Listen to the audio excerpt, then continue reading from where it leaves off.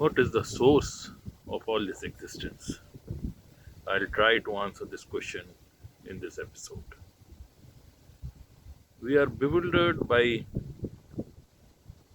the nature around us, all these things. Who has created that? So as per my experience,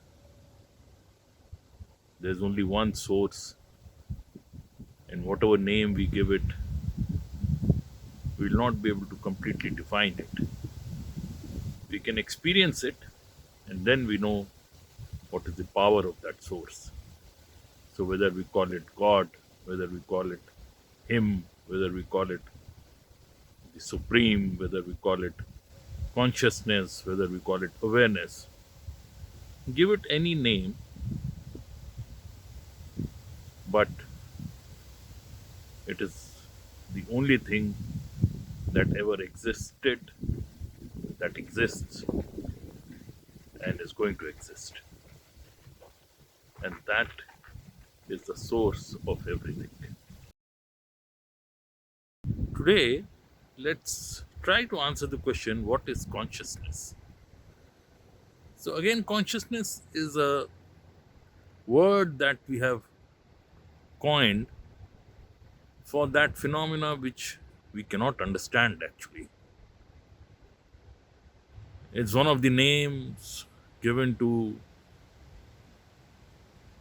God or Supreme Being or Thou, Brahman, anything that we call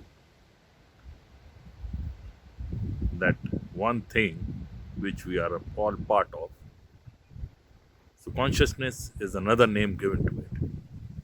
But why consciousness? Again, from my own experience, in deep meditation, when we start experiencing this phenomena of consciousness, it actually appears to be something that is aware, that is alive, but it's not there. So it's like a vacuum, but again, it's a vacuum that makes you feel that something is there, something very powerful is there. Hence, the name from or the word from English dictionary becomes consciousness.